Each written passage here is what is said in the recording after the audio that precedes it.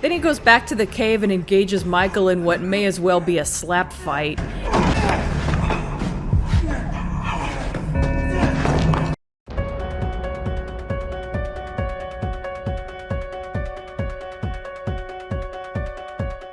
Welcome back to Halloween Ends. Allison's coworker Deb, she's the same idiot who was at the Halloween party, is so annoying. Cute young girl falls for local creep. Imagine if your grandmother had fallen in love with Michael Myers. What's your problem, Deb? You talk to me like I'm not even here. Do you ever just shut your goddamn mouth? God, Allison is a lot nicer than I would be. I just get so excited about all that boogeyman bullshit. I can't believe the nerve of this bitch. So yeah, she's doing it with their boss, so she gets all the positive attention while Allison gets treated badly. Later, Lori visits Lindsay at the bar and talks about how Corey disturbs her. I keep seeing his eyes, Michael's eyes, in Corey, just like the first time. There's someone I want you to meet. Lindsay has her talk to the dad of the kid who died. Corey was a good kid. I just couldn't imagine he'd be capable of hurting anyone on purpose. And I'd see him every now and then, see the way people avoided him, which, if I'm honest, pissed me off. Because I felt like they took my pain and they made it about them. He's definitely more reasonable than his wife. And then yesterday I'm on my way to work, there he is. And I think, I'm gonna say something, prove my wife wrong. And I pull up next to him, and he looks at me, and it's not him. So he sees what Lori sees. The kid who used to mow our lawn didn't kill my son. I know that. Did the town do this to him after the accident? Or was it always there? Good question. Meanwhile, This house is so rich. yeah, here's confirmation that Deb is sleeping with the boss. Holy shit. Both of these characters suck, by the way, and I don't care about either of them. Dr. Mathis? I'm sure he's fine. Or mostly off-screen death, whatever.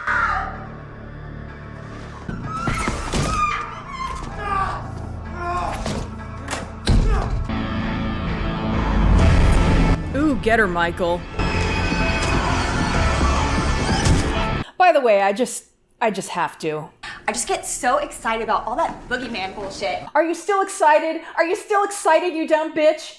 Anyway, continue. We finally see Michael kill someone by himself, and it's just another repeat of Bob. I do like when these movies reference the first one, but not when that's the only thing we see Michael do. He even does the head tilt. Kill, see Allison. Infected. He's infected, all right. I think you're scared that you don't have enough bandages to keep me together. Yeah, this isn't a red flag or anything. Are you okay? What, are you insane? Okay, that reference I appreciated. Anyway, they're at the radio station. I've been skipping over the instances where we hear this DJ over the radio, but here he is in the flesh. Corey Cunningham, what you doing out here, you ugly motherfucker? And he's a bit obsessed with Michael Myers and that whole history. The real Michael Myers was murdered that night, and the heavy breather with the mask was the same man who poisoned Pope John Paul I. You stop. I know who you are. Yeah, I know the Lois Strode story. She teased the man with brain damage and then he snapped. Victim blaming the woman, isn't that always how it goes? Y'all get the hell up off my property before I fuck y'all up. He's kind of funny even if he is a dick. Let's do it. I don't want to be in Haddonfield anymore. I want to be with you. These two definitely have a Romeo and Juliet thing going on. And there's Lori. Later, Corey's mom is kicking him out of the house. Oh no, no. This lady, I swear. I hope you find love. His stepdad implying that he didn't. Later, we do see him killing some time at work and watching a Jean-Claude Van Damme movie, and there was a deleted part where he's on the phone telling someone that he has a ton of work to do, so yeah. I feel a little bad for this guy. I wonder if he's just been sticking around for Corey's sake. Corey ends up sleeping in the house where the kid's death happened, right on the spot where he landed, even. And he wakes up to find Lori there. Damn, she can be really creepy. You know there are two kinds of evil. There's the evil that exists as an external force that threatens the well-being of the tribe. The other kind of evil lives inside us, like a sickness or an infection. It's more dangerous. because we may not know we're infected. She's really got him pegged. Am I a bad person? Are you? We're both fucked up. She sounds supportive at first, but then... Let me help you. Or let me find help for you. You can't have her. Allison is not equipped for this relationship. So stay the fuck away. Yeah, that's not gonna go well. If I can't have her, no one will. Case in point. You should surrender to that feeling you had the first time you ever looked into his eyes. You secretly hope Michael comes back for you. But I don't think he has her pegged. Lori wanted Michael to come back before, but I don't think she does now. I'm the psycho. You're the freak show. Later, Corey calls Allison and tells her what happened with Lori, though he's twisting it to sound worse than it was. She wants to kill me. What? Anyway, he tells her to meet him. You got something I need. Then he goes back to the cave and engages Michael in what may as well be a slap fight.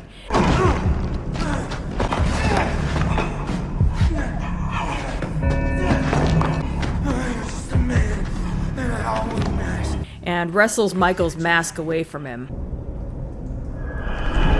Okay, we just saw the sit-up reference 6 minutes ago. Come on, movie. Actually, you know who else used to do the sit-up move? The Undertaker.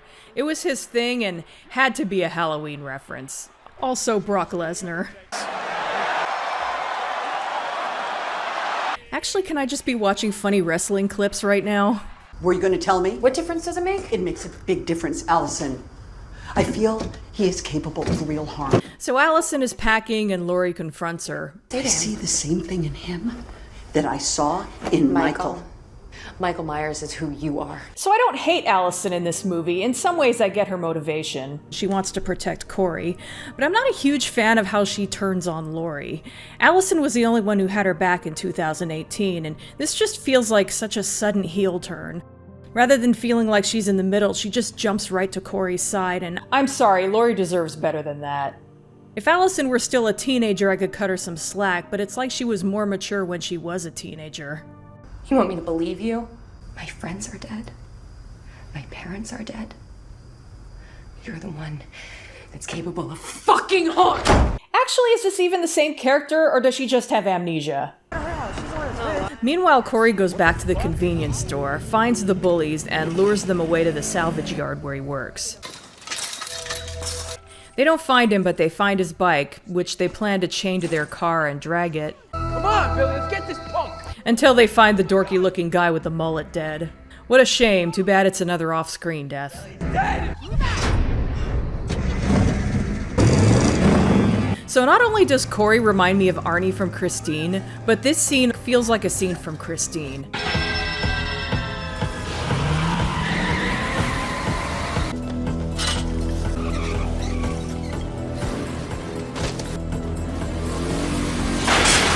It goes a little differently, though.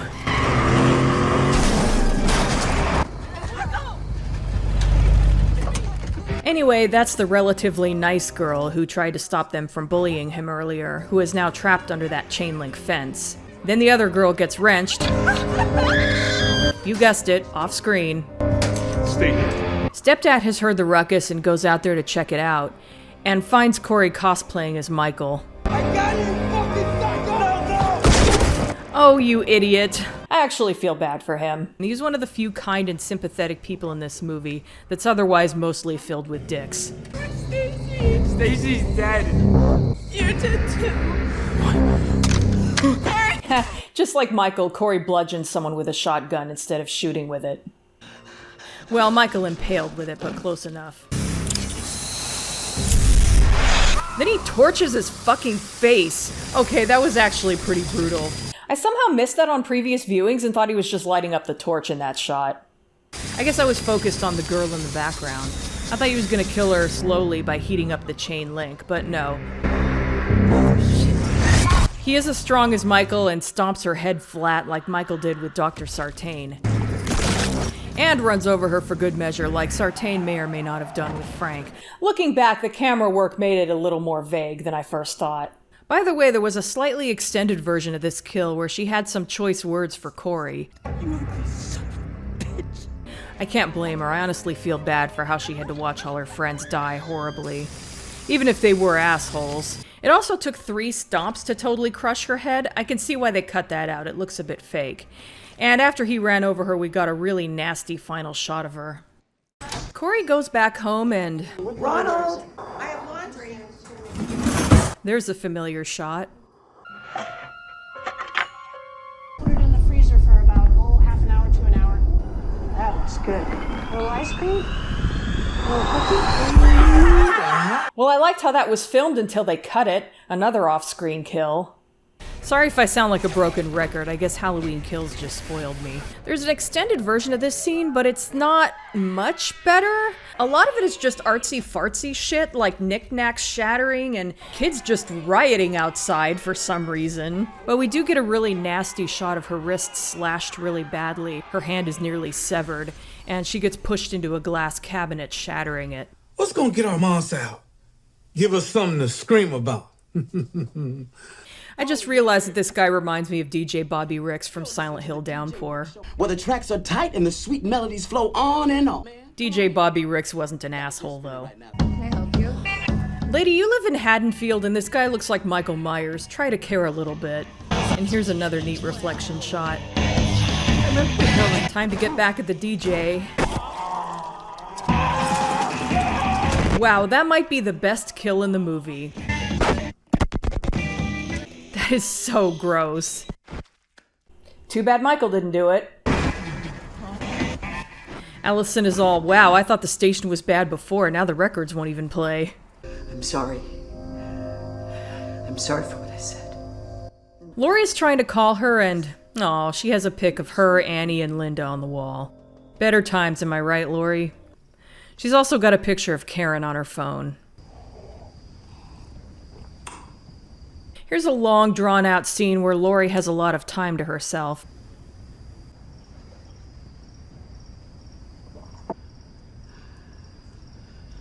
So Laurie takes out this gun and calls in a suicide. But notice that the door is open and someone is watching her.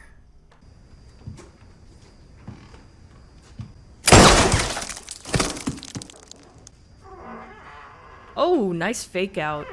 Did you really think I'd kill myself?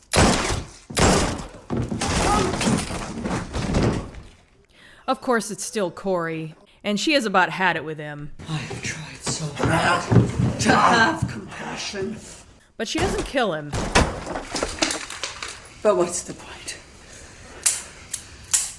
You came here to kill me, so do it. Laurie's all, Don't fuck with me, fellas! This ain't my first time at the rodeo.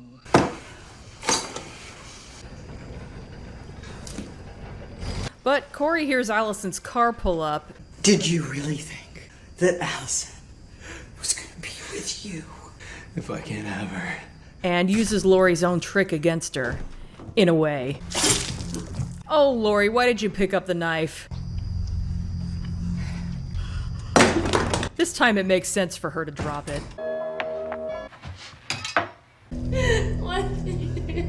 Corey, come back. Poor Allison had 2 boyfriends in a row killed.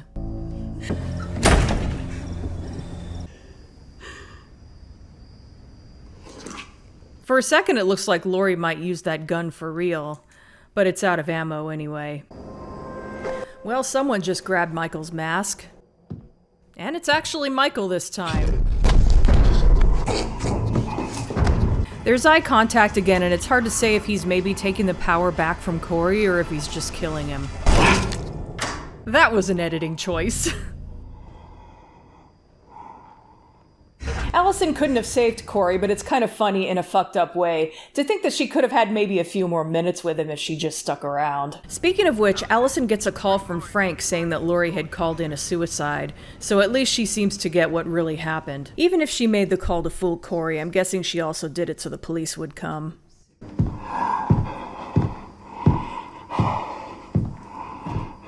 So Michael is back, and we finally get what these movies are best at, a tense, drawn-out scene of Michael stalking through a house as Laurie hides from him. 17 minutes before the end of the movie.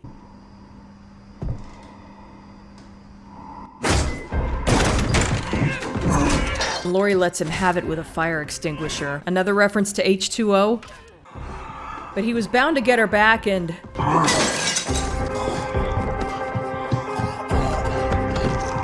Damn, what an intense fight scene. I wish more of the movie had been like this.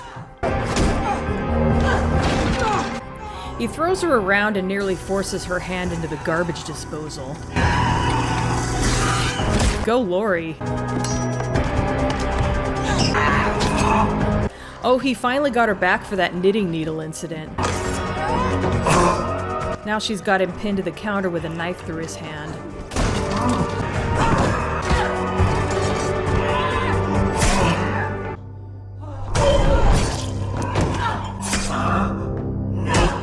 And now the other one.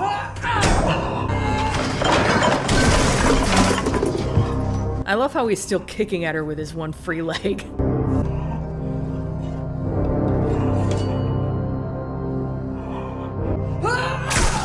Wow, she is in no hurry to kill him. She seems to want him to suffer. And now she's seeing his face for the second time, even if the audience doesn't, which I think is for the best.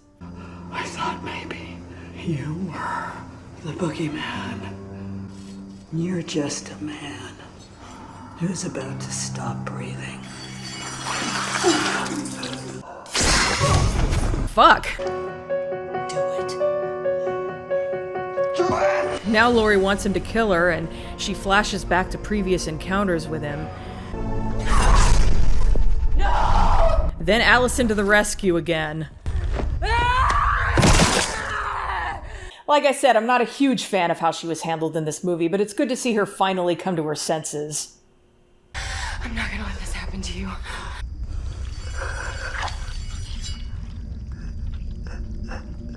Michael is human after all because he finally succumbs to his injuries. The police show up in time to see his dead body. Michael. He's dead. I'm not dead enough. But Allison and Laurie want to make damn sure. Time for Haddonfield to start healing. And they have the support of the Haddonfield police. This is not how it works. It is tonight. Well, enough of it anyway. They follow her and it's very much like a funeral procession. The townspeople join in, including Sandra and her sister, and I think I see Oscar's mom back there, and Julian. There are probably others who were in the first two movies, but these are the only ones I recognize.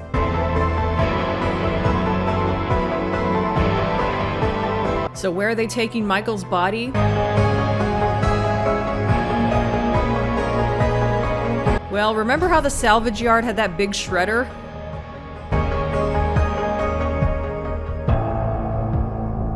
Laurie takes one final look.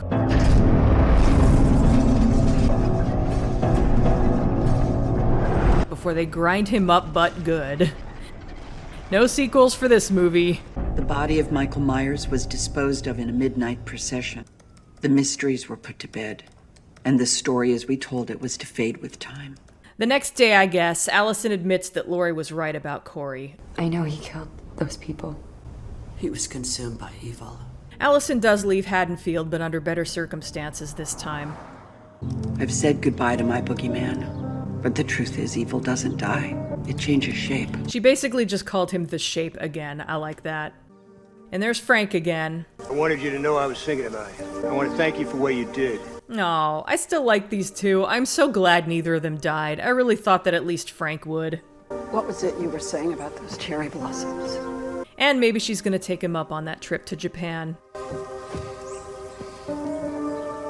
Finally, we're left with various shots of the house. But there's no ominous breathing. It's bright and peaceful. And there's another nice little nod to the first movie.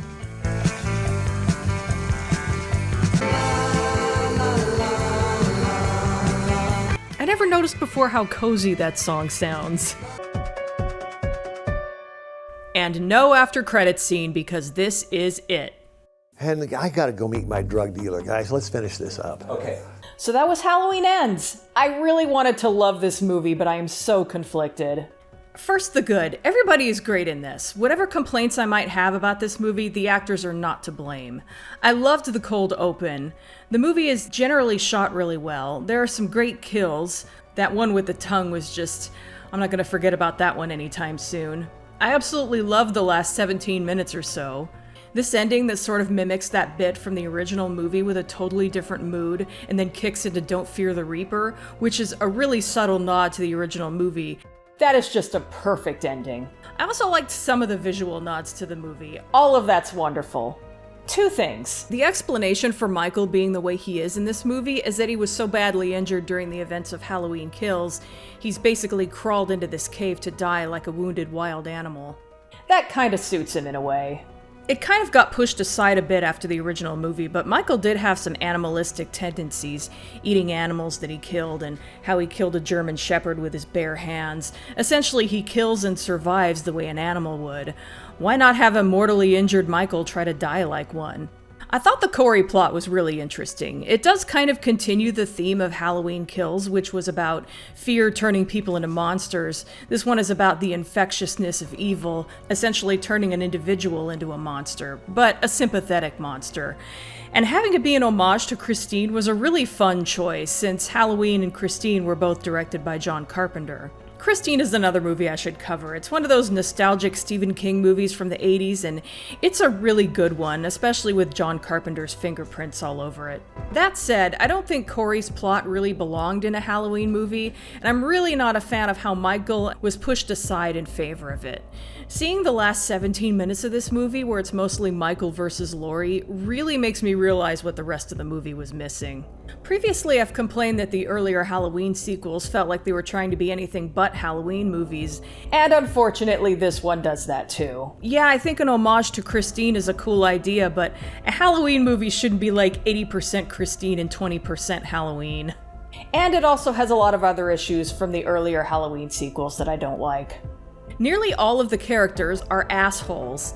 Yeah, I feel sorry for Corey, and I know there's a point to having everyone in the town treat him badly, but I'm just not a fan of how much of that is in this movie. Same goes for everyone victim-blaming Laurie. Again, I think the idea was to point out the similarities between her and Corey, and maybe they were even trying to make a statement about victim-blaming women in reality, but I just didn't care for all of that. It feels overly mean-spirited, I guess. And what was even the point of Allison's coworker and boss being assholes? I guess it's meant to be extra incentive for her to leave Haddonfield, but if they're going to be victims, make me fucking care about them. There were also too many cheap jump scares. Now, jump scares aren't always bad. Having a movie startle you can work. Stuff like Laurie walking into Sheriff Brackett and Dr. Loomis also being startled by Sheriff Brackett. I guess everyone's entitled to one good scare, huh? Those work because even though they're fake outs, they feel natural. It's really scare chords that ruin it. It feels like the movie is trying too hard. We should be startled by what's happening on screen, not a sudden loud noise that the characters in the movie don't even hear. It just really takes me out of it. Half the time it doesn't even scare me, and when it does, I'm usually annoyed about it. The original Halloween, Halloween 2018, and Halloween Kills didn't do this. Why did this movie feel the need to do it? Also, I just didn't care for some of the references to previous movies. I just didn't feel like they worked as well here as they did previously. Like, Michael only successfully kills 3 people in this movie, and that's only if finishing Corey counts, and Corey helped him with another one. Did the only one he did by himself really need to be an almost exact reenactment of when he killed Bob in the first movie, especially since we've seen that one referenced? And the whole thing where they show Corey in Michael's place. Sometimes it worked, but I guess maybe it's just a little too obvious in some others, and it was more interesting when they did that with Laurie in Halloween 2018. It's also very possible that, with this being the 3rd movie, maybe they've just started to wear a little thin by now. We've come to expect them too much, but I really think they were just used better in the previous 2 movies. And one final complaint is that there were things brought up in Halloween Kills that I thought would be explored in this movie, and either I just completely missed the point or they were red herrings. Don't get me wrong, I love the flashback scenes with Officer Hawkins, but what was their purpose? Sure, it helps bridge the gap between the events of Halloween and Halloween 2018, and it gives us some insight into Officer Hawkins' character, and it's nice to have him better fleshed out, but to what end? I thought it was going to lead up to Hawkins helping Laurie finish off Michael, but he seems to be semi-retired in Halloween Ends with how much free time he has on his hands now. He seems to still be involved with the police, but he no longer wears a uniform and didn't show up until Michael was already dead. And what about Karen's death? She goes into the Myers house because she sees Michael as a child looking out the window, and this was foreshadowed by her looking at her own reflection in a window. In fact, the movie seems to put a lot of emphasis on how Michael liked to look out that window. What was that all about? I thought this was going to be important. Maybe Karen figured out how to kill Michael and the secret died with her, and maybe the characters in this movie would have to figure it out. But no, Michael died partly because he was weak from getting his ass kicked. And also, Corey was more important for some reason. And this one was less important, but with how they reintroduced Lindsay in Kills and how Karen was killed off, I thought Lindsay was going to have a more prominent part in this movie, like Karen did in the last one. Instead, she just has like 3 scenes where she just talks to people in a bar and at Laurie's house. It's not that I'm butthurt because I was wrong. I love it when a movie surprises me, but it felt, to me, like Halloween Kills was trying to bring up things to be resolved in Halloween Ends, and then Halloween Ends just kind of forgot that stuff in favor of a totally new story. In the final part of a trilogy, I just don't get why they did that. Also, no Ben Tramer, 0 out of 10. In all seriousness, since I'm wrapping up this series, I'll mention that the Ben Tramer count topped off at 8. Too bad we never made it to 10, I love it when that happens. About the opening, I think it's obvious what they were going for with what they did with the jack-o'-lanterns this time. Is it Michael doing the killing, or is it Corey? I think that's what this one is meant to symbolize. As for the title text being the same as Season of the Witch, well, I have a few things to say about that. The obvious one is that Season of the Witch was the 3rd installment of the original run of Halloween movies, and this one is the 3rd installment of this run, so that one is definitely intentional. Other things I've seen fans point out is that this movie, like Season of the Witch, is trying something different. One wonders if maybe the creators fully expected that it would be as divisive as Season of the Witch and also did it for that reason. I've also seen people predict that Halloween Ends will be much better appreciated decades from now, similar to Season of the Witch. Only time will tell with that one. I'll admit that over time, Halloween Ends has started to grow on me. Also, I guess I never picked up on this, but each title font in this trilogy uses the same font as its corresponding original movie. I guess I just didn't notice until it was blue. That's a neat detail, though. At the end of the day, for all its flaws, I just can't hate this movie. Obviously, it misses the mark in a lot of ways, but when it hits it good. I really hate to punish a story for trying something unconventional, but different isn't always good. Sometimes things are done a certain way for a reason. Again, now that I'm wrapping up this series, I realize that I really haven't given Jamie Lee Curtis enough credit for how amazing she has been in this role, and it's been great seeing her play Laurie Strode, my favorite final girl, again. And with this trilogy getting as much press as it has, and Jamie Lee Curtis being in other really big movies during this time, I've been seeing her in a lot of interviews and promos, and I just love her. She's so unapologetically quirky and so unapologetically herself. You. Don't be a hater. Just relax. Bless her for growing old gracefully and being proud of that. Aging is what happens. We're human. She also invented the idea of quote-unquote matinee concerts because she likes to go to bed early. The problem is, I'm not going to go see Coldplay if they start their show at 9 o'clock and there's an opening act. I want to hear Coldplay at 1 p.m. I hope something comes of that because I think that's a great idea. And on a more serious note, she has a trans daughter who she very openly supports, which is amazing. She uses her platform in the best way possible. She's like the coolest grandmother in the world. I hope to be half as cool as her when I get to be that age. That said, she has said that she's done playing Laurie Strode, which is understandable but a little sad. Then again, I'm not really sure how much more they could really do with Laurie at this point anyway, now that she's finally earned her happy ending. Still, it's always a little sad to see the end of an era. Well, I guess that's about all I have to say about Halloween Ends. I hope you've enjoyed this trilogy as much as I have, or at least enjoyed hearing me ramble about it. But what did you think of Halloween Ends, and this trilogy in general? If you really give me something to chew on, maybe I'll make a follow-up video. Happy Halloween, and see you next time.